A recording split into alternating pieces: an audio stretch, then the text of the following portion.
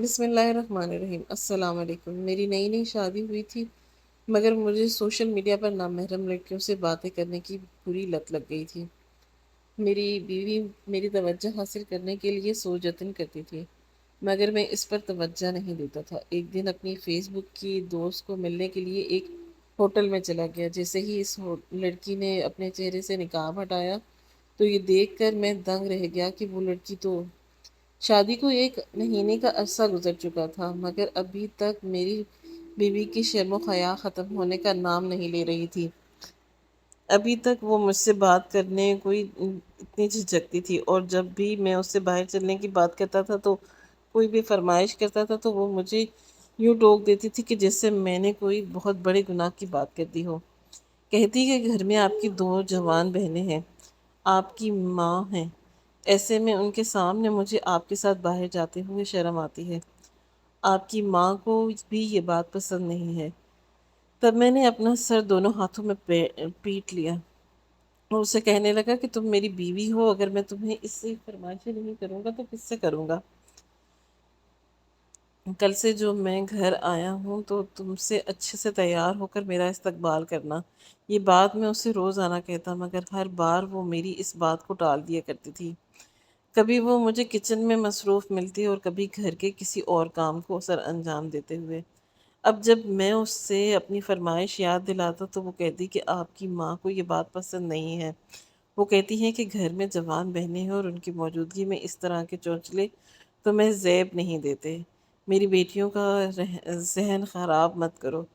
مجھے ایسے لگنے لگا تھا کہ جیسے اس نے کوئی بری روح سما گئی ہو، جیسے اس کے دل میں نہ کوئی خواہش ہے اور نہ امنگ، اور نہ ہی زندگی گزارنے کا ڈھنگ اسے آتا ہے۔ شاید وہ خود ہی میرے ساتھ گھلنا ملنا نہیں چاہتی تھی، خود ہی وہ خشک مزاج کی ہے، مگر وہ الزام اماں پر ڈال رہی ہے تاکہ میں اسے کچھ نہ کہہ سکوں۔ آہستہ آہستہ میں اس سے بیزار ہونے لگا تھا۔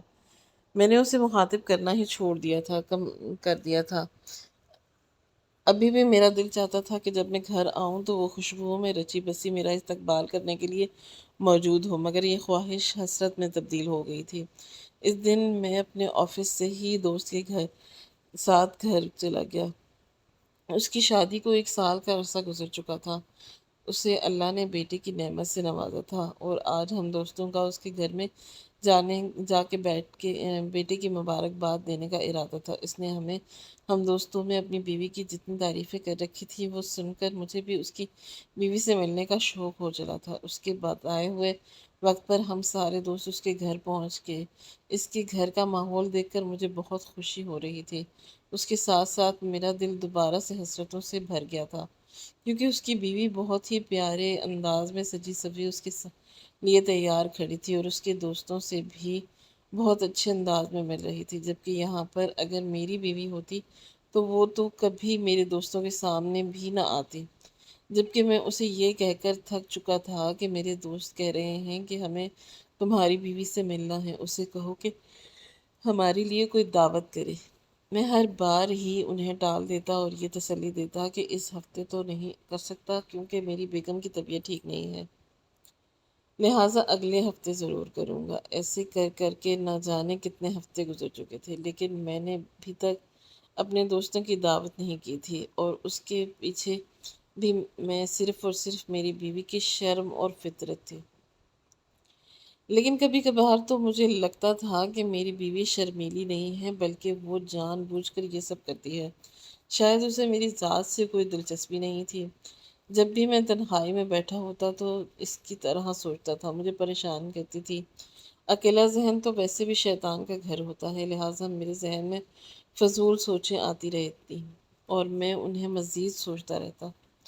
یہ بات بھلا رہا تھا کہ ان سوچوں سے میرا ذہن بہت بری طرح سے متاثر ہو رہا ہے۔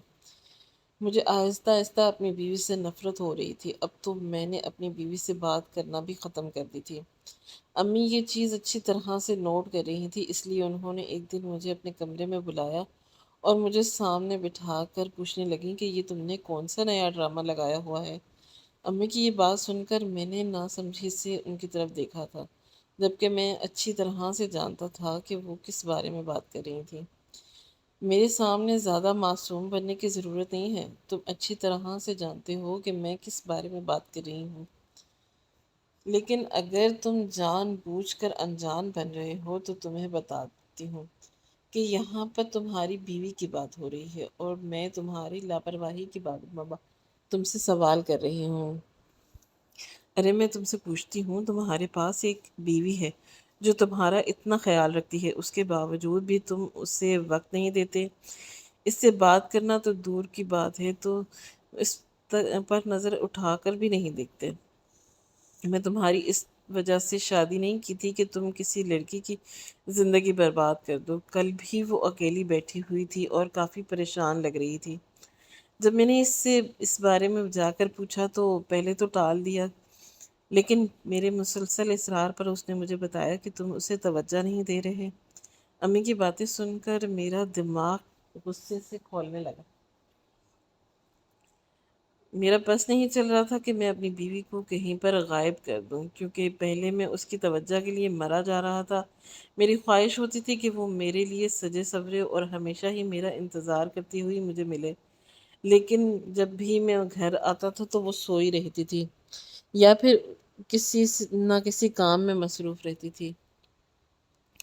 میں نے اپنی توجہ اس کے اوپر سے ہٹا دی اور باقی لڑکیوں کو اپنی توجہ کا مرکز بنا دیا۔ اب میں باقی لڑکیوں کے ساتھ ہی مزے کرتا تھا، اور لہٰذا اب مجھے اس کی ضرورت نہیں تھی۔ اگلے دن کی بات ہے کہ میں کمرے میں کھڑا آفس جانے کے لیے تیار ہو رہا تھا جب وہ میرے پاس آئی اور مجھ سے پوچھنے لگی کہ اگر آپ شام کے وقت فری ہیں تو میں سوچ رہی تھی کہ آپ کے ساتھ کھانا کھانے کے لیے باہر چلوں۔ ویسے بھی آپ پچھلے ہفتے اس بات پر اصرار کر رہے تھے، لیکن پچھلے ہفتے میں آپ کو وقت نہیں دے سکی تھی۔ اب میں چاہ رہی تھی کہ ہم دونوں ایک ساتھ وقت گزارنے، تاکہ ہم دونوں ایک کو دوسرے کو سمجھنے کا موقع ملے۔ اس کی بات سن کر میرے چہرے پر ایک طنزیہ مسکراہٹ آ گئی، کیونکہ وہ مجھے اب وقت دے رہی تھی جب مجھے اس چیز کی ضرورت ہی نہیں تھی۔ میں نے اپنے چہرے کے تاثرات سنجیدہ کیے اور اسے کہا کہ دراصل شام کے وقت میں مصروف ہوں، مجھے آفس سے آتے ہوئے بہت دیر ہو جائے گی، اسی وجہ سے شام کے وقت میں یہ پروگرام نہیں بنا سکتا۔ تم کھانا کھا کر آرام کر لینا اور میرا انتظار بے شک نہ کرنا۔ میری بات سن کر اس کے چہرے پر ایک سایہ آ کر لہرایا۔ شاید اسے میرے انکار کی امید نہیں تھی، لیکن اب وقت بھی بدل چکا تھا۔ اب میں وہ احمد نہیں رہا تھا اپنی بیوی کی توجہ کے لیے مرتا تھا، بلکہ اب میں وہ احمد بن چکا تھا کہ کسی چیز سے کوئی فرق نہیں پڑتا تھا۔ میں نے اپنی الگ دنیا بسا لی تھی اور میری اس تبدیلی کے پیچھے بھی میری بیوی کا سب سے بڑا ہاتھ تھا۔ تھوڑی دیر بعد وہ مجھے کہنے لگی کہ ٹھیک ہے، شام کے وقت نہ صحیح، لیکن اگلے دو دنوں میں اگر آپ اس چیز کا پلان بنا لیں تو بہتر ہو جائے گا۔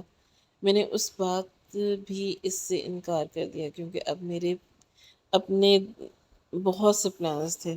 شام کے وقت تو میں نے ایک لڑکی سے ملنے کے لیے جانا تھا جسے میں پچھلے کچھ ہی دنوں فیس بک پر ملا تھا۔ وہ لڑکی بے حد خوبصورت تھی، اس سے زیادہ خوبصورت لڑکی میں نے اپنی زندگی میں نہیں دیکھی تھی، لیکن مجھے اس بات کا یقین تھا کہ وہ حقیقت میں بھی اتنی ہی پیاری ہوگی، یا صرف فلٹر کا ہی کھیل ہے۔ اسی بات کی یقین دہانی کے لیے میں نے اس سے ملنے کا منصوبہ بنایا تھا، لہٰذا وہ بھی مجھ سے ملنے کے لیے تیار ہو چکی تھی۔ میں اب شیشے کے سامنے کھڑا اپنے بال سب بنا رہا تھا۔ تھوڑی دیر بعد میں نے اپنے اوپر پرفیوم چھڑکا دی۔ میری اتنی تیاری دیکھ کر اسے کچھ غلط ہونے کا احساس ہونے لگا۔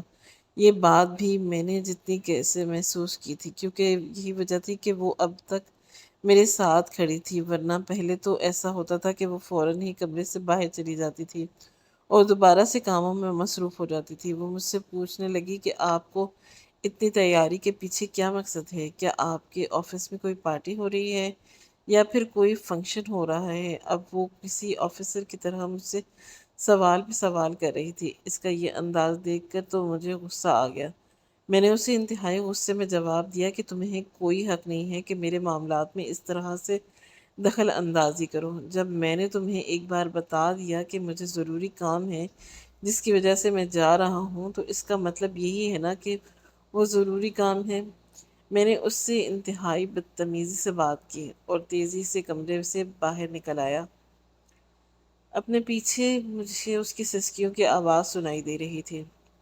اب میرا دل پتھر کا ہو چکا تھا۔ اس کی کوئی بھی ادا میرے دل کو متاثر نہیں کرتی تھی اور نہ ہی اس کا کوئی بھی عمل میرے دل کو دکھاتا تھا، کیونکہ اس نے مجھے اندر و باہر سے بالکل توڑ دیا تھا۔ جب مجھے اس کی بہت ضرورت تھی تب وہ مجھے اب میرے پاس موجود نہیں تھی، اور اب جب مجھے اس کی ضرورت نہیں ہے تو تب وہ میرے آگے پیچھے گھومتے ہیں۔ اکثر بیٹھا آفس کا کام کر رہا ہوتا تھا تو سامنے بیٹھی مجھے بہت غور سے دیکھ رہی ہوتی تھی۔ جب میں نظر اٹھاتا تو وہ جلدی سے اپنی نظر پھیر لیتی تھی۔ اس کی یہ بے چینی اور اس کی یہ تڑپ دیکھ کر اب مجھے بہت زیادہ مزہ آتا تھا۔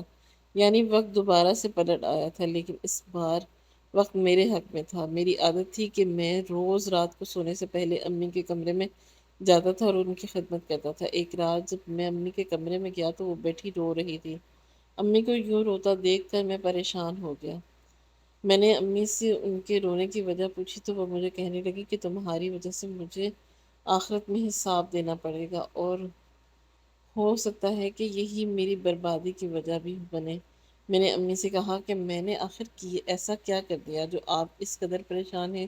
امی نے کہا کہ جب میں نے تم سے شادی کی بات کی تھی تب تم نے کہا تھا کہ میں اپنی مرضی سے تمہاری جہاں چاہوں شادی کروا دوں۔ تب میں نے تمہاری یہ بات مانی اور تمہاری ایک بہت ہی اچھی اور ایک شریف لڑکی سے شادی کروا دی۔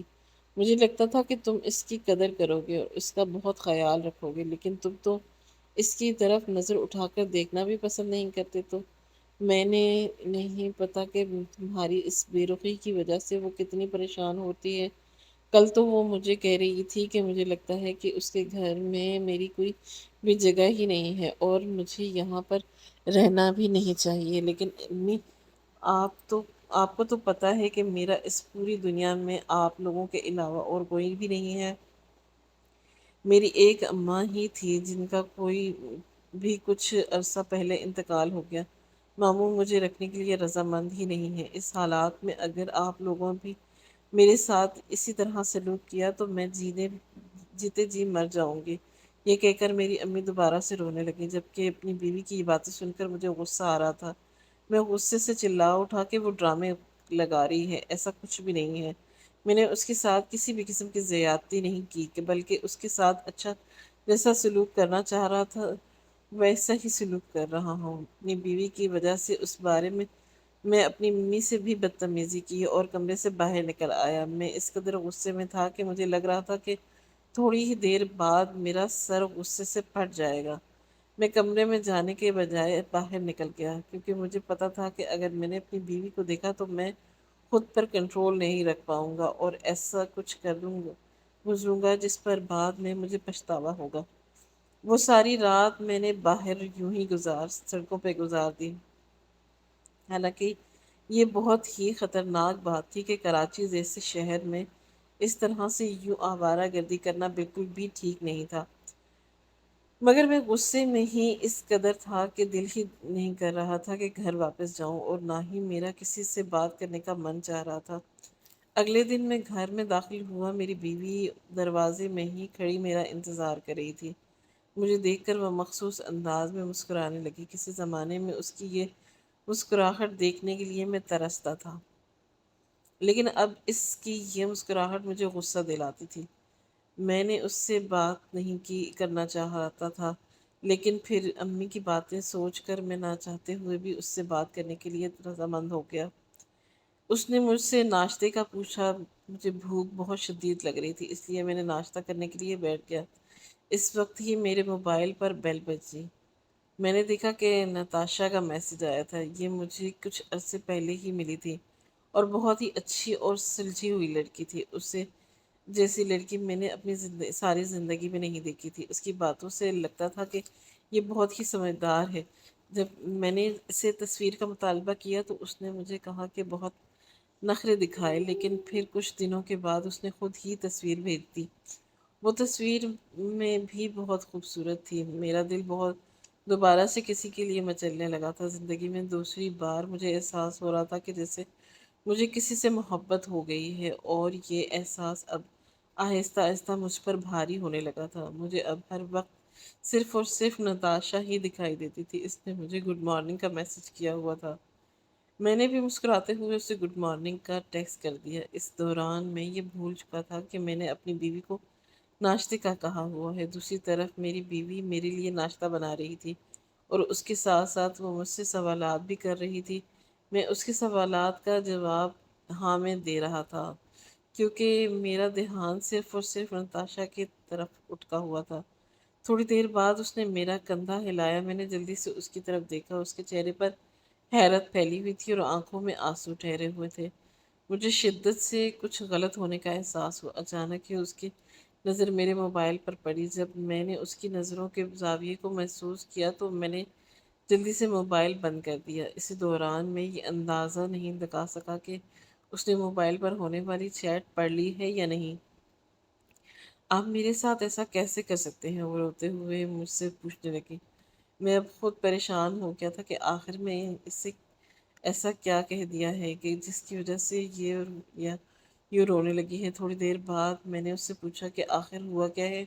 آپ مجھے کہہ رہے ہیں کہ کیا مجھے چھوڑ دیں گے؟ اس کی یہ بے تو کی بات سن کر اب میرا سچ مچ ہی دماغ گھومنے لگا تھا۔ میں نے اسے کہا کہ تم پاگل ہو گئی ہو، تمہارے دماغ نے کام کرنا چھوڑ دیا ہے، تم نے بلا وجہ یہ بات کیوں کر گا؟ وہ مجھے کہنے لگی کہ ابھی تھوڑی دیر پہلے ہی میں نے آپ سے پوچھا تو آپ نے مجھے اس بات کا ہاں میں جواب دیا۔ اب میں نے اپنا سر دونوں ہاتھوں میں کر یا اور اسے کہنے لگا کہ میری ماں بخش دو مجھے، اس وقت میں کسی سے باتوں میں مصروف تھا جب تم مجھ سے یہ سوال کر رہی تھی۔ غلطی سے میرے منہ سے ہاں نکل گیا۔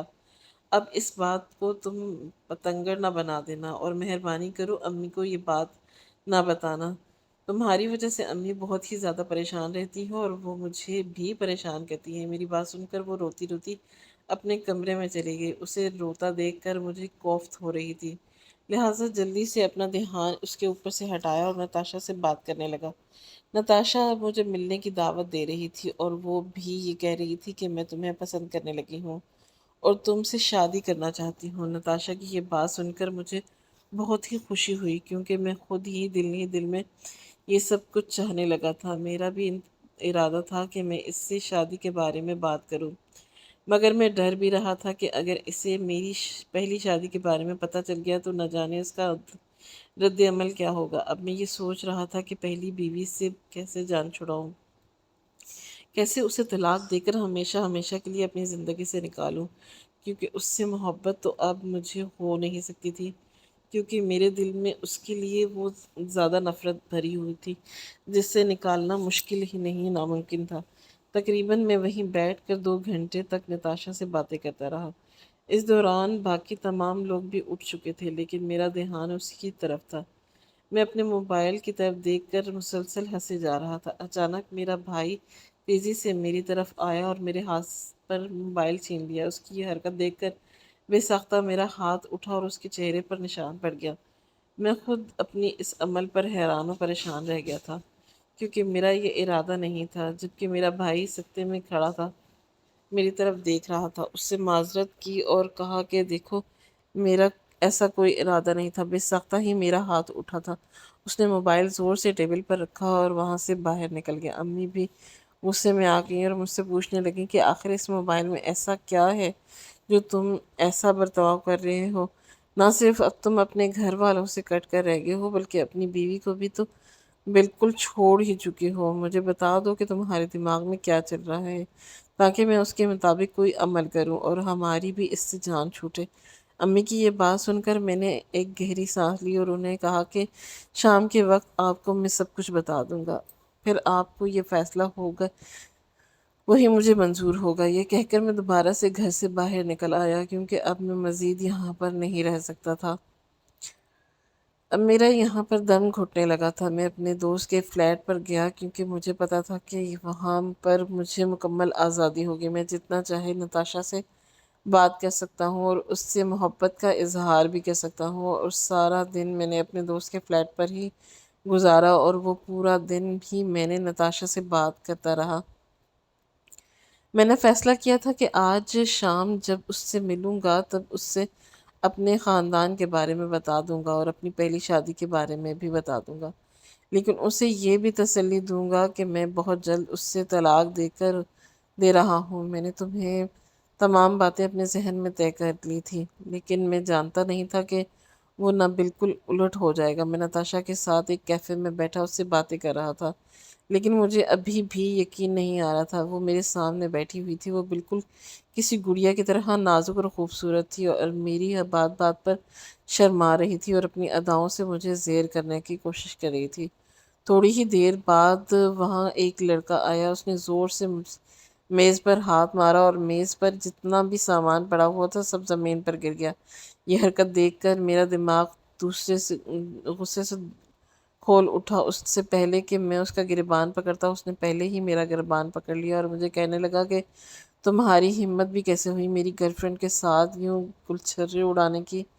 اس سے پہلے تو مجھے اپنے کانوں پر یقین نہیں آیا، پھر جب میں نے نتاشا کی طرف دیکھا تو وہ خوفزدہ نظروں سے میری طرف دیکھ رہی تھی اور کبھی اس لڑکے کی طرف دیکھتی تھی۔ وہ اسے نارمل کرنے لگی اور کہنے لگی کہ ایسا کچھ نہیں ہے، تمہیں بہت بڑی غلط فہمی ہوئی ہے، یہ صرف میرا ایک دوست ہے اور ہم بس بیٹھے نارمل انداز میں بات کر رہے تھے۔ نتاشا ایک دم ہی خوفزدہ ہو گئی تھی، جبکہ اس کی یہ حالت دیکھ کر مجھے بھی اندازہ ہو گیا تھا کہ وہ ایک نمبر کی جھوٹی عورت ہے، لہٰذا میں تیزی سے وہاں سے اٹھا اور گھر پر واپس آ گیا۔ اس وقت میرا دل بہت بری طرح سے جھکا ہوا تھا اور پہلے کہ میں دوبارہ سے اداس ہو جاتا اچانک میرے موبائل پر بیل بجی۔ یہ ایک اور لڑکی تھی، اریبہ، جس سے میرے چند دن پہلے ہی بات ہوئی تھی۔ یہ بھی بہت اچھی تھی، میں اب اس سے باتیں کرنے لگا تھا۔ وہ لڑکی مجھے باقی تمام لڑکیوں سے بالکل مختلف لگی تھی، وجہ سے میں ہی بہت آسانی کے ساتھ اس سے متاثر ہو گیا۔ وہ نہ تو مجھے ملنے کے لیے کہتی تھی اور نہ ہی مجھے کال کے لیے پریشان کرتی تھی، وہ صرف اور صرف مجھ سے چیٹ کرتی رہتی تھی۔ اس کا کہنا تھا کہ مجھے آپ کی موجودگی محسوس کر کے بہت خوشی ہوتی ہے، آپ میری زندگی میں آنے والے پہلے انسان ہو اور مجھے آپ سے محبت ہو گئی ہو۔ اور یہ باتیں ایسی باتیں تھیں جو صرف وہی لڑکی مجھ سے کر سکتی تھی، کیونکہ اس سے پہلے جتنی بھی لڑکیاں آئی تھیں سب نے مجھے بتایا تھا کہ ان کے اور بھی بہت سارے دوست ہیں۔ مجھے یہ سب باتیں سن کر غصہ آتا تھا، لیکن میں کچھ بھی نہیں کر سکتا تھا کیونکہ ان کی بھی اپنی ہی زندگی تھی۔ لہٰذا مجھے جب میری اریبہ سے بات ہوئی تب میں نے باقی تمام لڑکیوں کو بھی چھوڑ دیا، کیونکہ اب یہ لڑکی مجھے بہت وفادار لگ رہی تھی۔ میں جب بھی اسے میسج کرتا وہ فوراً ہی میرے میسج کا جواب دے دیتی، لیکن ایک بات تھی جو مجھے بری لگتی تھی، وہ یہ تھی کہ اریبہ میری کال ہی نہیں اٹھاتی تھی۔ نہ جانے اسے کس چیز کیا مسئلہ تھا۔ ایک دن میں نے تنگ آ کر اس سے پوچھا تو وہ مجھے کہنے لگی کہ آپ سے پہلے میں نے کبھی کسی لڑکے سے بات نہیں کی تھی، اس لیے مجھے کال پر بات کرتے ہوئے شرم آتی ہے، مگر میں کوشش کروں گی کہ اپنی اس شرم کو دور کروں اور بہت جلد آپ سے رابطہ کروں۔ اس کی یہ بات سن کر مجھے دلی خوشی محسوس ہونے لگی، کیونکہ مگر اس کی تمام باتوں پر مجھے یقین آ جاتا تھا۔ یہ پہلی لڑکی تھی کہ اس کی باتوں پر مجھے شک نہیں ہوتا تھا۔ ایک دن میں نے اسے اپنی محبت کا اظہار کیا تو اس نے بھی مجھ سے محبت کا اظہار کر دیا اور مجھے کہنے لگی کہ میں تو پہلے ہی دن سے آپ کی محبت میں گرفتار ہو گئی تھی، لیکن مجھے ڈر لگتا تھا کہ کہیں ایسا نہ ہو کہ آپ میری محبت قبول کرنے سے انکار کر دیں۔ اب چونکہ دونوں طرف سے محبت کا اظہار جو ہو چکا تھا، اس لیے وجہ سے میں چاہ رہا تھا کہ اس سے ایک بار مل لوں۔ اس دوران میں اپنے خاندان والوں کو، اپنی بیوی کو بالکل بھول گیا تھا، لیکن اب حیرت کی بات یہ تھی کہ میری بیوی بھی مجھے پریشان نہیں کرتی تھی۔ خیر، مجھے نہ تو پہلے اس چیز سے کوئی فرق پڑتا تھا اور نہ ہی مجھے اب اس چیز سے کوئی فرق پڑتا رہا۔ بس مطمئن تھا کہ میری امی اب پریشان نہیں ہوتی اور نہ ہی وہ مجھے روز اپنے کمرے میں بلا کر مجھے 1 گھنٹے کا لیکچر دیتی تھی۔ اب میرے پاس جتنا بھی فارغ وقت ہوتا تھا تو وہ وقت میں اریبہ کے ساتھ باتیں کرنے میں گزار دیتا تھا۔ ایک دن میں گھر میں بیٹھا ہوا تھا اور بور بھی ہو رہا تھا، کیونکہ اس دن میری اریبہ سے بات نہیں ہو سکی تھی، نہ جانے وہ کہاں پر بزی تھی۔ اسی دوران میرا دھیان اپنی بیوی کی طرف گیا جو گھر میں موجود نہیں تھی۔ جب میں نے امی سے اس بارے میں سوال کیا تو امی نے بتایا کہ وہ بازار سبزی لینے گئی ہوئی ہے۔ نہ جانے کیوں مجھے غصہ آ گیا۔ میں امی کو ڈانٹنے لگا کہ آخر اسے کیا ضرورت تھی سبزی لینے کے لیے بھیجنے کی۔ میں نے ان سے پوچھا کہ وہ کہاں گئی ہے۔ امی نے مجھے بتایا کہ وہ اپنی ایک دوست سے ملنے کے لیے گئی ہوئی ہے۔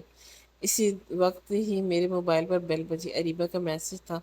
وہ مجھے ملنے کے لیے بلا رہی تھی۔ یہ میسج دیکھ کر میرا دل خوش سے اچھلنے لگا۔ جب میں نے اس سے کیفے کے بارے میں پوچھا تو وہ میرے اپنے ہی علاقے میں ایک کیفے کا سوچ بھی نہیں سکتا تھا کہ وہ اسی علاقے کی ہے۔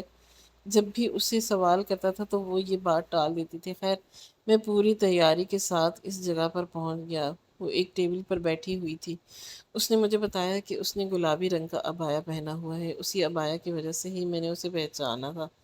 اس کے سامنے جا کر بیٹھ گیا۔ نہ جانے کیوں اس کی آنکھیں دیکھ کر مجھے یوں لگ رہا تھا کہ جیسے میں نے اس لڑکی کو پہلے بھی کبھی دیکھا ہوا ہے۔ اچانک ہی میرا دل تیزی سے دھڑکنے لگا۔ مجھے شدت سے ایک کچھ غلط ہونے کا احساس ہونے لگا۔ میں نے اس سے کہا کہ اب تم اپنے چہرے سے یہ نقاب اتار دو، کیونکہ اب میرا صبر جواب دے چکا ہے۔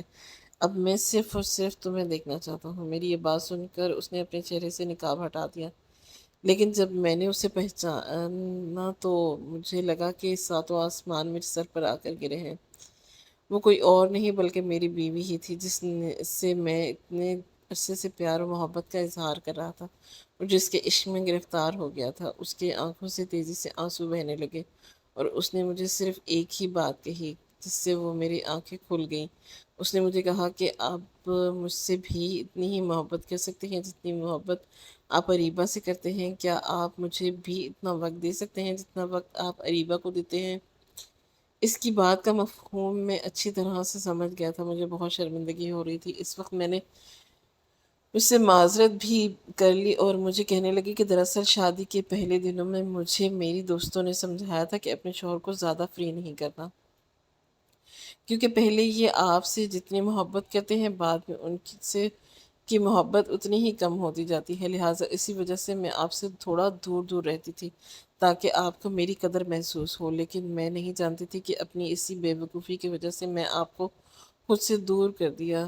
بعد میں جب مجھے احساس ہوا تب بہت دیر ہو چکی تھی، لیکن میں جانتی تھی کہ میں آپ کو دوبارہ حاصل کرنے میں کامیاب ہو جاؤں گی، اسی وجہ سے میں نے یہ پلان بنایا۔ اس کی بات سن کر میں نے ایک گہری سانس لی اور واقعی ہی اس نے اپنی بے وقوفیوں کی وجہ سے مجھے خود سے دور کر دیا تھا، لیکن اس کا یہ عمل بھی میرے دل کو جا کر لگ گیا تھا۔ مجھے اپنی غلطی کا احساس ہو گیا تھا۔ میں نے اس سے معذرت کی اور کہا کہ اب بھی دوبارہ کبھی بھی تمہیں کوئی شکایت کا موقع نہیں دوں گا، لیکن تمہیں بھی اب میرے ساتھ ویسا ہی برتاؤ کرنا ہوگا جیسا میں چاہتا ہوں۔ اس دن ہم دونوں نے ایک دوسرے سے وعدہ کیا۔ اس کے بعد ہماری زندگی پرسکون ہو گئی۔ ہم دونوں ایک دوسرے کو سمجھنے لگے۔ ناظرین، مزید اس طرح کی سبق آموز واقعات کو کہانیاں سننے کے لیے ہمارے ویڈیو کو لائک اور شیئر کریں اور ہمارے چینل کو سبسکرائب کریں۔